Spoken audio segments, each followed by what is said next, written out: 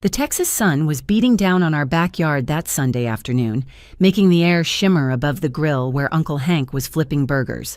I was carrying a fresh pitcher of lemonade from the kitchen when my brother Garrett's voice cut through the cheerful chatter like a knife through butter. "She's been drugging Dad's food!" The pitcher nearly slipped from my hands. Every conversation stopped. 20 pairs of eyes turned from Garrett to me.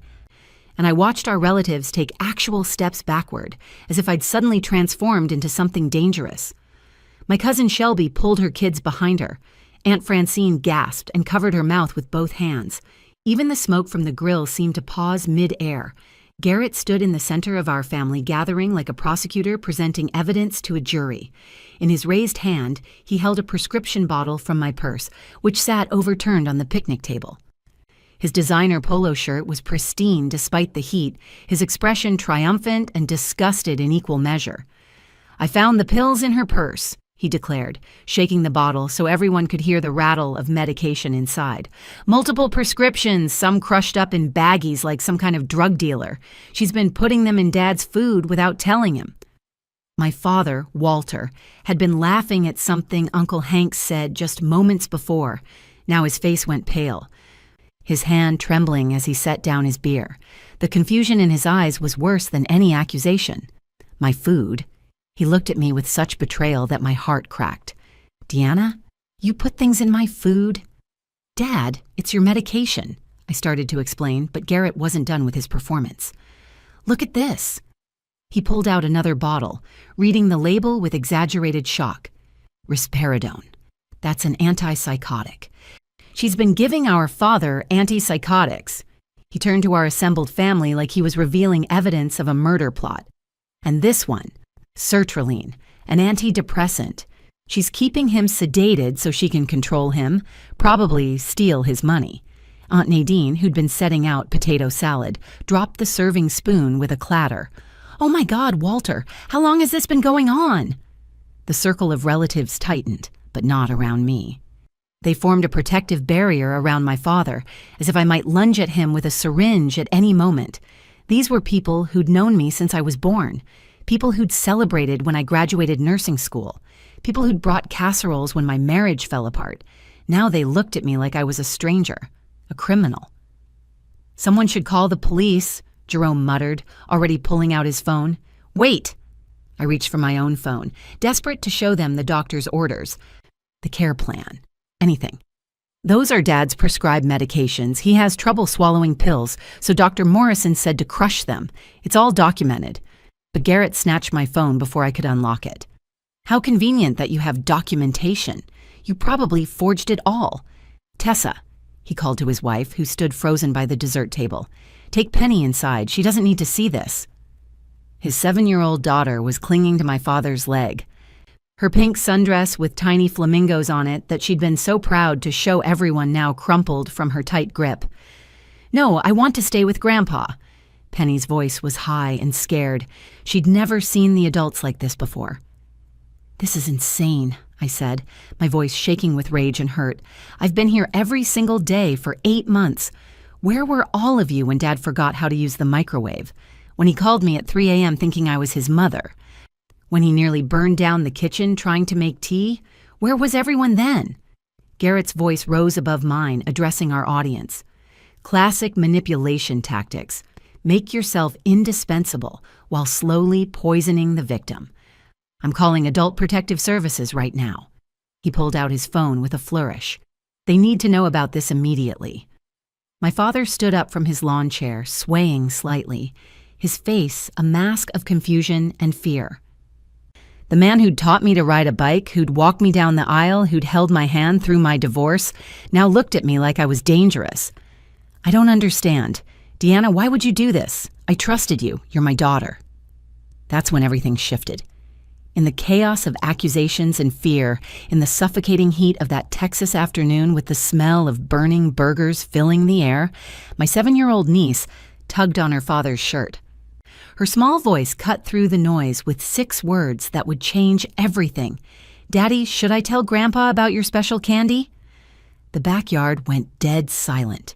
8 months earlier, I'd loaded the last box into my Honda Civic and taken one final look at the apartment I'd called home for 3 years. The divorce papers were signed, the furniture divided, and my ex-husband had already moved his new girlfriend into what used to be our bedroom.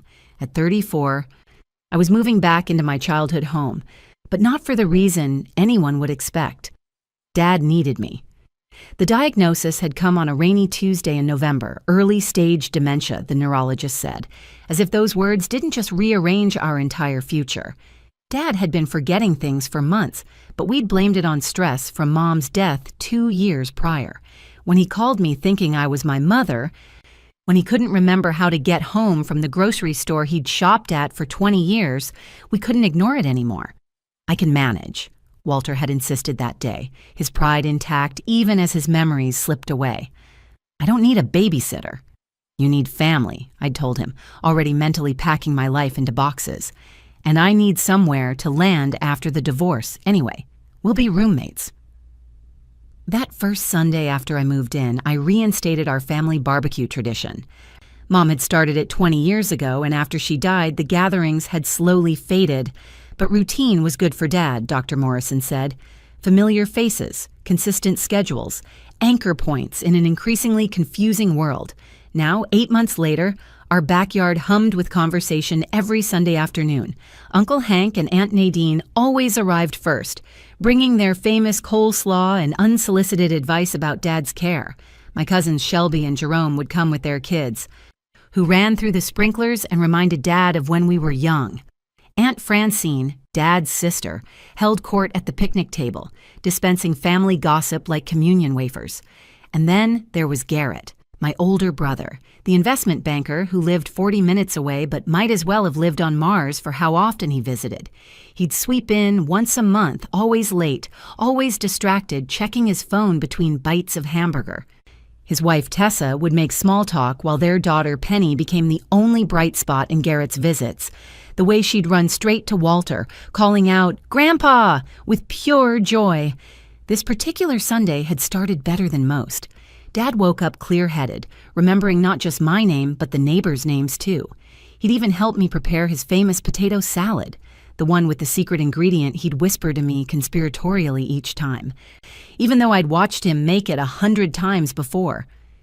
"Deanna, did I take my pills this morning?" he asked as we diced celery, the third time in an hour. I showed him the pill organizer, each compartment clearly labeled. "Right here, Dad. All done for this morning." The medication routine had become our morning ritual. Donepezil for the dementia, sertraline for the anxiety that came with forgetting, risperidone for the agitation that sometimes flared when the confusion became too much. Dr. Morrison had prescribed them all, adjusting dosages every few weeks as we searched for the right balance. When Dad developed dysphagia, difficulty swallowing pills, the doctor showed me how to crush them and mix them into his oatmeal or applesauce. "Document everything," Dr. Morrison had said. "Take pictures of the medications, keep a log, save our email exchanges." With dementia patients, family members sometimes question care decisions later. Protection for both of you, so I did. My phone contained hundreds of time-stamped photos, detailed logs, emails from the doctor confirming every adjustment. I kept Dad's medications in my purse during gatherings, a habit born from the time he'd accidentally taken a double dose when he forgot he'd already taken them. As the family arrived that Sunday, Dad held court in his lawn chair, telling his favorite fishing story about the bass that got away at Lake Travis. Everyone had heard it 50 times, but we all listened like it was the first. These good days were precious, becoming rarer as the months passed. "You're the best daughter a man could ask for," Dad said as I brought him his special lemonade, the one with his afternoon medications carefully dissolved inside. He squeezed my shoulder with hands that still felt strong, still felt like the hands that taught me to throw a baseball and change a tire. Garrett's BMW pulled into the driveway at noon, chrome gleaming in the Texas sun. He emerged already on a phone call, gesturing apologetically as he continued talking about market predictions and portfolio adjustments. Tessa air-kissed my cheek, her perfume overwhelming in the heat, while Penny burst from the car like a tiny hurricane in her pink flamingo sundress. "Grandpa, I learned a new card trick. Can I show you? Please." watching Dad's face light up at his granddaughter's enthusiasm, seeing him remember her name without hesitation. I felt that familiar mixture of gratitude and grief. These moments were what made everything else worth it.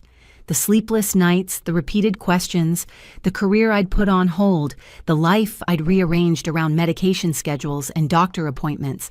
I had no idea that in just 1 hour my brother would stand in this same backyard and accuse me of poisoning our father, turning our entire family against me with carefully orchestrated theatrics that would reveal much more than anyone expected. I was in the kitchen, slicing lemons for a fresh pitcher of lemonade when I heard the crash from outside. Through the window, I saw my purse on the ground beside the picnic table, its contents scattered across the grass. Garrett stood over it, holding something in his hand, his face twisted with an expression I'd never seen before. "What the hell is this?" His voice carried across the yard, sharp enough to stop every conversation. By the time I reached the patio door, he'd already gathered an audience. He held up one of Dad's prescription bottles like he'd discovered a bomb in my bag. The medical tote I always carried had fallen out. Clear plastic bags of crushed medication visible to everyone. "Everyone needs to hear this," Garrett announced, using the same commanding voice he probably used in boardrooms. I knocked over Deanna's purse by accident, and look what fell out. He shook the bottle dramatically. Pills, crushed pills in baggies, prescriptions that aren't even in Dad's name. Uncle Hank set down his spatula at the grill, burger forgotten. "What are you talking about, Garrett?" "I'm talking about my sister drugging our father." He held up the sertraline bottle, reading the label loud enough for everyone to hear. "This is an antidepressant. She's been crushing these up and putting them in his food. Dad, did you know about this? Did you know Deanna's been putting drugs in your food?" My father's hand froze halfway to his lemonade glass.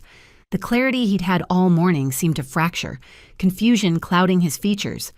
"My food? Someone's putting something in my food?"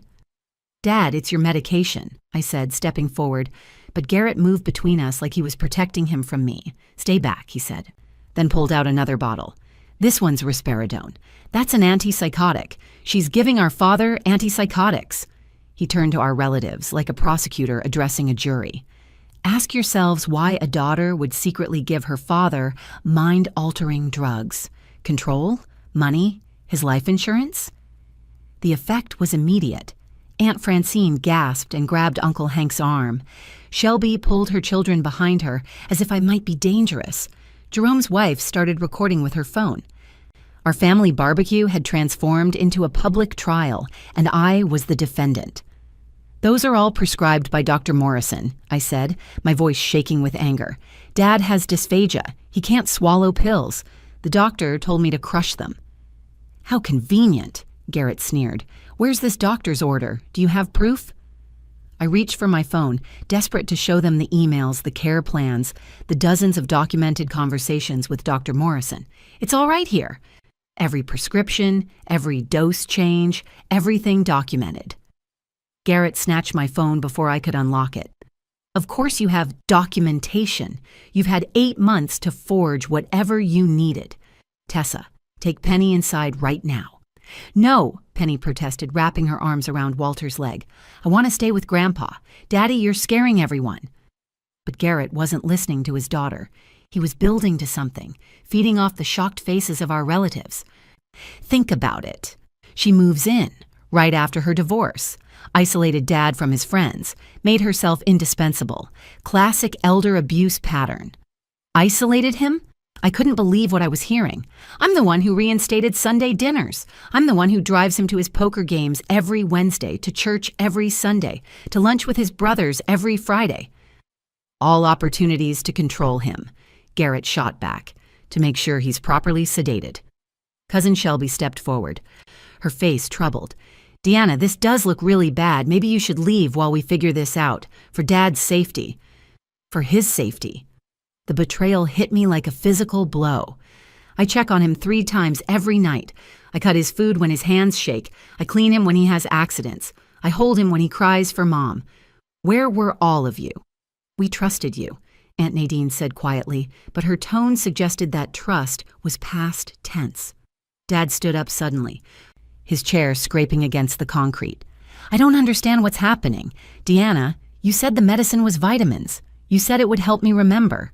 Dad, they are your medications. You forget sometimes, but we go over them every morning, remember? The pill organizer with the days of the week? But Dad's confusion was complete now, the stress of the situation undoing his morning clarity. I don't remember. I don't remember anything. Why is everyone yelling? Call Adult Protective Services, Garrett announced, pulling out his phone. And the police, this is criminal. You can't be serious, I said, but looking around at the faces of my family, I saw they were. The same people who'd praised me for my sacrifice, who'd said they didn't know what Dad would do without me, now looked at me with suspicion and fear. I'm calling now, Garrett said, starting to dial. This ends today. That's when I noticed something. As Garrett raised his phone, tilting his head back with righteous authority, I caught a glimpse of white residue around his nostril. My nurse's training kicked in, recognizing a sign I'd seen too many times in the emergency room. Suddenly, his agitation, his paranoia, his theatrical performance, it all made a different kind of sense. My hands trembled as I pulled out my own phone from my pocket, the backup I kept for emergencies. Stop dialing, Garrett. Let me show everyone the proof right now. More forgeries? He scoffed, but I was already pulling up my email, finding the thread with Dr. Morrison that went back 8 months. Look, I said, holding the phone up for Uncle Hank, who'd always been the most reasonable. February 15th, Dr. Morrison writes, due to your father's dysphagia, crushing medications and mixing with soft foods is recommended. March 3rd, increase sertraline to 100 milliliters. Continue crushing method. April 20th, adding risperidone for sundown agitation, start with lowest dose. Uncle Hank squinted at the screen, but Garrett knocked the phone from his hands. She's had months to create fake emails. You can backdate anything these days. Then call Dr. Morrison yourself, I shot back. His number's right there. Call him right now. It's Sunday, Garrett said. How convenient that the office is closed. Aunt Francine stepped forward, her voice wavering. Deanna, even if the prescriptions are real, hiding them in his food seems wrong. We should have been informed. The whole family should have known. I wasn't hiding anything. Dad knows about his medications. He just forgets.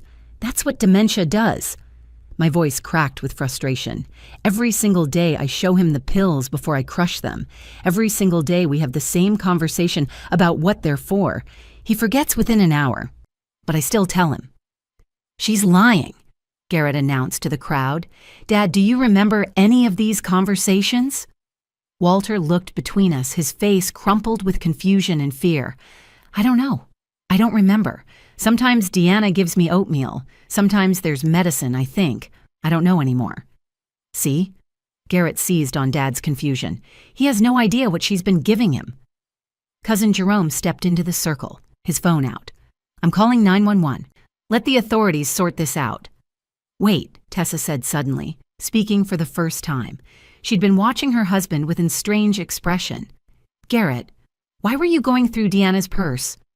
I knocked it over by accident, he said quickly, when I was reaching for the ketchup. The ketchup's on the other table, she said slowly, and Deanna's purse was zipped closed when I saw it earlier. Does it matter? Garrett's voice pitched higher.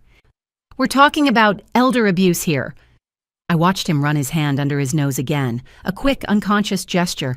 The white residue was gone now, wiped away, but his pupils were dilated despite the bright sun, and sweat beaded his forehead while everyone else was comfortable in the shade. Garrett, I said carefully, using my nurse voice, the one I used with agitated patience. When's the last time you visited Dad before today? That's not relevant. 6 weeks ago, I answered for him. You came for 15 minutes, asked Dad about his will, and left when he couldn't remember where he kept it. I'm a busy man. Some of us have real jobs. Real jobs that require Sunday afternoon pick-me-ups? I asked, staring pointedly at his nose. His hand flew to his face. What are you implying? Daddy, I need to go potty, Penny suddenly announced, tugging on Garrett's shirt. Not now, sweetheart. But Daddy, you said after I showed Grandpa my card trick and you did your bathroom candy, we could go home. You already did the bathroom candy when we got here, so can we go? The yard went quiet. Even the birds seemed to stop chirping. Tessa's face transformed from confusion to recognition to rage in 3 seconds. "Bathroom candy? She doesn't know what she's talking about," Garrett said, but his voice had lost its courtroom confidence. "The white candy that makes you feel better," Penny added helpfully. "The one in the little bag in your jacket pocket. You showed me yesterday but said it's only for grown-ups." Every head turned toward the porch where Garrett's designer jacket hung over a chair. "This is ridiculous," Garrett said, moving toward the jacket. "We're talking about Deanna drugging Dad, and you're listening to a 7-year-old's imagination." But Uncle Hank, the retired cop, was already at the jacket. "If you've got nothing to hide, you won't mind if I check." "Don't touch my property." Garrett lunged forward, but Jerome caught his arm. "Just clear this up," Jerome said. "Show us there's no candy, and we can focus on Deanna." I watched my brother's face cycle through calculations, looking for an exit strategy like he was trying to salvage a bad investment. His phone was still in his hand, Adult Protective Services half-dialed. The entire family stood frozen, waiting to see which accusation would prove true, my supposed elder abuse or whatever Garrett was hiding. "This is insane," he said, but his protest sounded hollow now. "Then prove it," Dad said suddenly, his voice cutting through the tension with unexpected clarity. It was his father voice, the one from our childhood, the one that meant the games were over. "Show us your pockets, son." Garrett's hands shook as he reached for his jacket, but not to show us the pockets. Instead, he tried to stuff it under his arm and head for his car. "This is ridiculous. I don't have to prove anything to anyone. Deanna's the one drugging Dad." Uncle Hank moved faster than I'd seen him move in years, blocking Garrett's path to the driveway. "Not so fast, nephew. Your daughter just said something concerning, and now you're running?" "Daddy, are you in trouble?" Penny asked, her voice small and confused. "Did I say something bad?" "No, sweetheart," Tessa said, kneeling beside her daughter while keeping her eyes locked on her husband. "You didn't do anything wrong. Tell Mommy more about Daddy's candy. When does he eat it?" "In the bathroom at home, in the car sometimes. He said it helps him work better." Penny twisted her fingers in her dress. "He showed me the bag yesterday when we were driving here. He said it was like sugar, but special." Garrett's face had gone from red to pale, sweat now streaming down his temples. "She's confused. It was probably an Altoid or something." "Then empty your pockets," Dad said, standing straighter than he had in months. The confusion had lifted from his eyes, replaced by something sharp and paternal. "Right now, Garrett." "You don't have the right to demand anything," Garrett snarled, his polished veneer cracking. "You don't even remember what day it is half the time." "I remember my son," Dad said quietly. "I remember teaching him that lies always come to light. Empty your pockets or Hank does it for you." The standoff lasted 5 seconds. Then Garrett made a break for it, shoving past Jerome toward the gate. But Jerome, who'd played college football, caught him around the waist and they both went down onto the grass. The jacket flew from Garrett's grip, landing near the picnic table. A small plastic baggie fell out, white powder visible inside. Nobody moved. Nobody breathed. The baggie sat there on the grass like a grenade with the pin pulled. Tessa made a sound like she'd been punched. "Oh my God!" I stepped forward with a napkin and picked up the baggie, my nurse's training overriding my shock. The powder was crystalline, clumped in places. "Garrett, this is cocaine." "It's not what you think," he said from the ground, Jerome still holding him down. "It's just to help with work. The pressure, the hours, you wouldn't understand." "You brought cocaine to our father's house?" Tessa's voice rose to a shriek. "With our daughter here? You've been doing coke in our bathroom while Penny's home? Get off me!" Garrett shoved Jerome away and stood, grass stains on his designer shirt. "Yes, fine, I use occasionally, for focus, for energy. It's not a big deal. Half of Wall Street does it." "You just tried to have me arrested for giving Dad his prescribed medications," I said, my voice deadly calm. "You were going to call the police while you had cocaine in your pocket." The full irony of the situation seemed to hit everyone at once. Garrett, the successful son, the one with the perfect house and perfect car, standing there with grass stains and cocaine, while I, the divorced daughter who'd moved back home, held the evidence of his crime. "This is why you wanted power of attorney last month," I said, pieces clicking into place. This is why you kept asking about Dad's accounts, his life insurance, his investment portfolio. That has nothing to do with this. How much do you owe? Uncle Hank asked, his cop instincts kicking in. Gambling? Dealers? How much, Garrett? Garrett's silence was answer enough. You need money, I continued, and you thought if you could get me out of the way, declare Dad incompetent, you'd have access to everything. The house is worth $800,000, Garrett said desperately. His retirement accounts have over $1 million. He doesn't need it all. He doesn't even remember he has it. So you were going to steal it? Aunt Francine asked, horrified. It's not stealing if it's family money. I'm his son. That money would come to me eventually anyway. Not if you're in prison, Uncle Hank said, pulling out his phone. Cocaine possession, conspiracy to commit elder abuse, filing a false report. Wait! Garrett looked around wildly, seeking an ally but found only disgusted faces. I'm sick, okay? I need help. The cocaine. It makes me paranoid. Makes me do things I wouldn't normally do. Like destroy your sister, I asked. Like turn our entire family against me? Like traumatize Dad during one of his good days? Dad walked over to Garrett slowly, each step measured. When he reached his son, he looked him in the eyes. You were going to let them arrest Deanna? The only person who's taken care of me? Dad, I wasn't thinking clearly. No, Dad said. You were thinking very clearly. You just weren't thinking correctly. The truth hung in the air like smoke from the forgotten burgers now burning on the grill. My brother, the golden child, the success story, was a cocaine addict who'd tried to frame me for elder abuse to steal our father's money. And he'd almost succeeded, if not for a 7-year-old's innocent words about bathroom candy. Tessa scooped up Penny and headed straight for their car, her face set in stone. We're leaving! Now. Tessa, wait. We need to talk about this, Garrett called after her, but she didn't even turn around. Talk? You want to talk? She spun at the car door, Penny clutched against her hip. You've been doing cocaine around our daughter. You taught her to keep secrets about bathroom candy. You just tried to destroy your sister and rob your father. We're done talking.